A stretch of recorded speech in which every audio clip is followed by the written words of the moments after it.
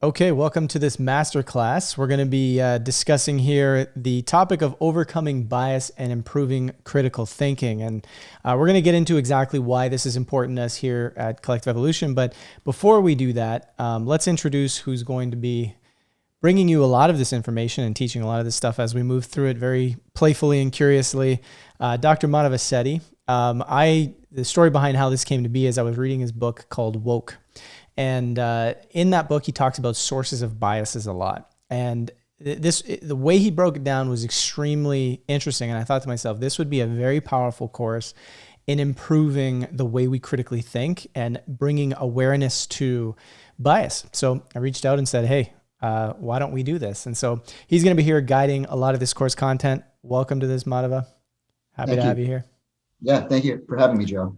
That's it. That's all. So let's jump right into this because I know we're probably eager to find out exactly what this is about here. So we're going to start this off with a quote that I think is extremely telling of sort of the times we're in right now and why this course, why this content and bringing more awareness to this stuff is so important.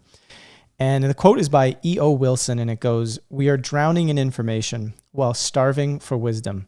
The world henceforth will be run by synthesizers, people able to put together the right information at the right time, think critically about it, and make important choices wisely."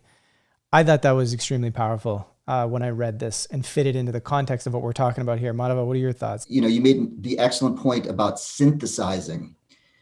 Without synthesis, we just have a bunch of factoids. And in order to have a true paradigm shift, you have to put things together in ways, you have to connect the dots in ways that weren't connected in that way previously. Synthesis is really where intelligence lies.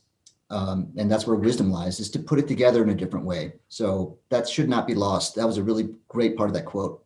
Yeah, well said. And I particularly liked, people that are watching this, that are in this group, that are part of this membership are really going to be seeing that they are the synthesizers in this quote, right? We're all the people here collectively that are trying to think outside the box and really put together the new solution, the new ways of thinking that are not going to come from those that are still choosing to play with a lot of the old and existing models and paradigms. So I thought this is a perfect quote also to fit in with this particular group of people here. So let's look at the challenge that exists right now. Because the reality is the challenge that we have on the planet might be a little bit bigger than we think, depending on what our current perception or lens is. And I'm just going to kind of read through how we've summarized what we're dealing with here.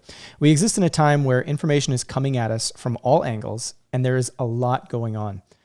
All media contains some element of bias, whether mainstream or alternative. We cannot control that.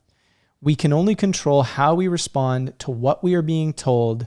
In order to do that, we must be aware of our own biases first. So for me, what a lot of this says is we need to learn how to be empowered to move through this complicated situation right now where information is coming at us sort of from everything. The important part there is that before attacking people who are giving you information, you have to be very aware of how you're processing it first.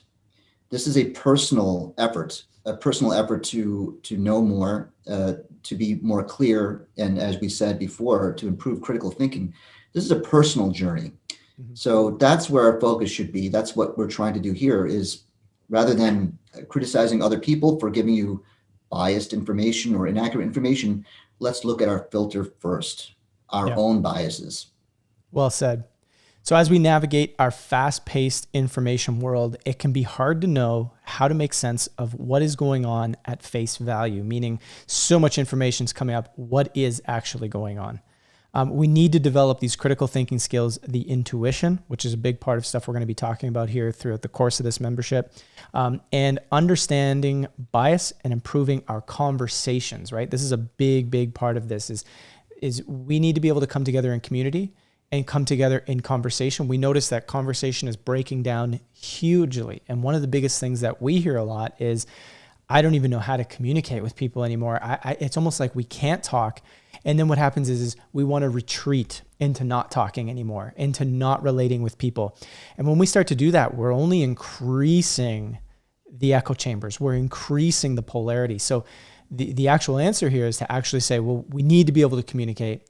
How do we do that? Improving our critical thinking and understanding our cognitive bias is a big first step to that. So why this is important? I mean, we've already kind of said it, but we're going to kind of dig in a little bit deeper because, we feel that it's important that we really internalize within our mind why a lot of this is here so that we can have a much better understanding as to why we're spending the time on this personal journey, as Madhava said. So while cognitive bias can be normal, if gone unchecked, they can lead to poor choices and decisions that can have large consequences. Collectively, we're making more consequential choices with a declining quality of thinking. So you can think of the repercussions of that. We're jumping to conclusions more quickly than we really should. And as he said, that can lead to massive consequences when we start doing this collectively. We are not using all of our faculties to make the right decisions, and this is having tremendous impact. One of the other reasons why this is so important is by doing this work and going through this personal journey, we're actually going to develop conscious thinking that overrides the automatic thinking, i.e. bias. And this is going to help us learn to consciously interrupt the automatic pattern and then allow these skills to transfer to real world decisions. So what we're doing here is we're bringing awareness to the automatic cognitive biases that exist subconsciously for us so that we can be empowered to consciously interrupt them. And we're going to go through exercises on how we can actually do that. Any thoughts on that before we move on?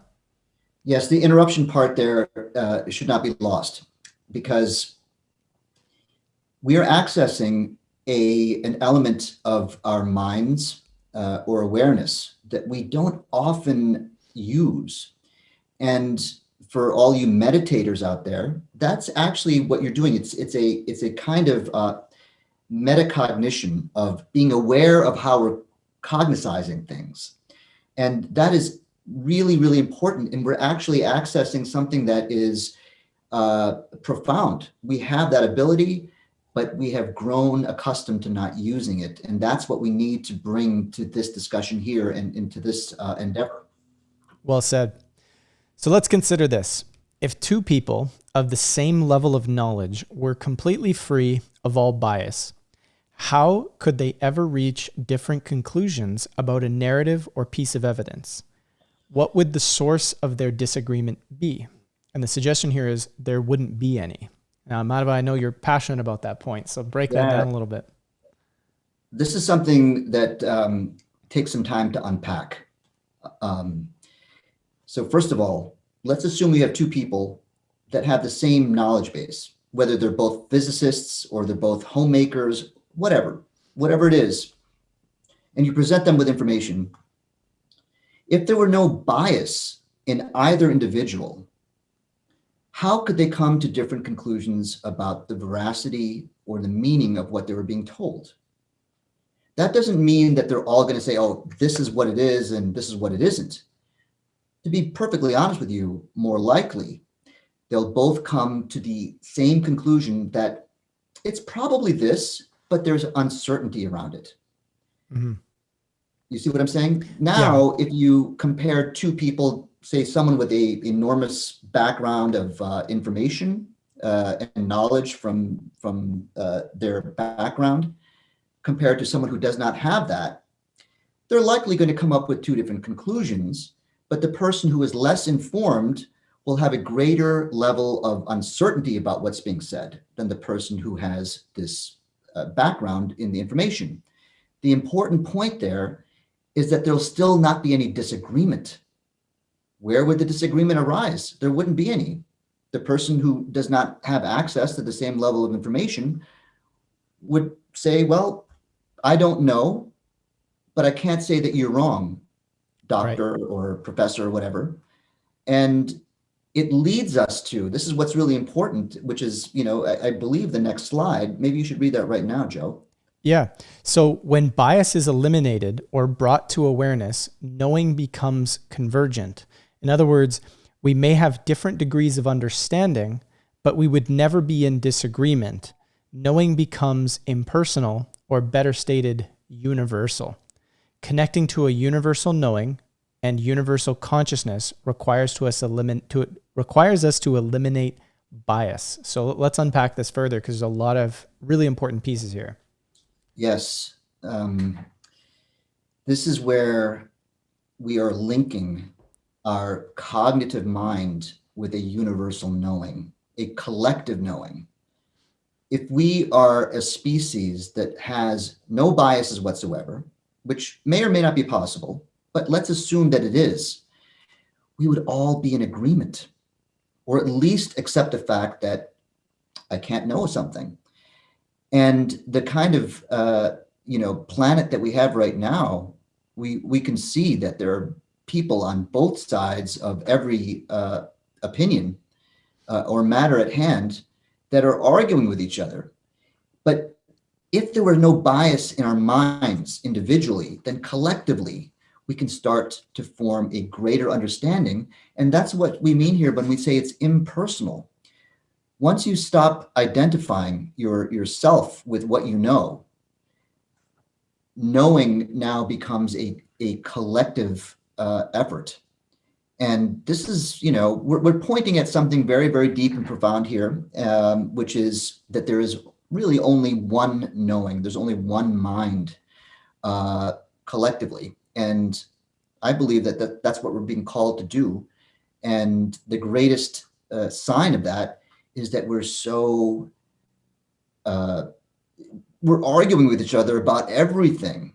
This should be a sign that something is amiss, something is not right. We are not actually looking hard enough at ourselves, because reality is reality, and we just have different opinions of what that is.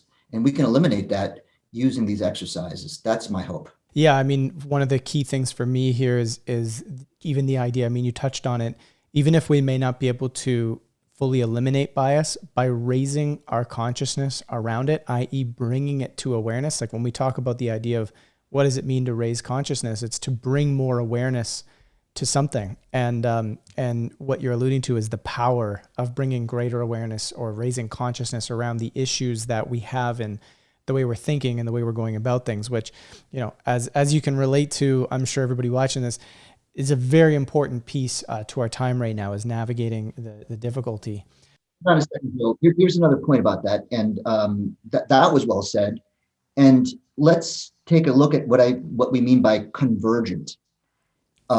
We've been saying that in terms, but this is not a aha moment, like bing, we all come to the same understanding. It's a dynamic process. We're converging towards a greater understanding of what is. So let's be patient with ourselves. We're moving as we start eliminating bias. May or may not be possible in the absolute sense, but we're moving towards the same understanding together.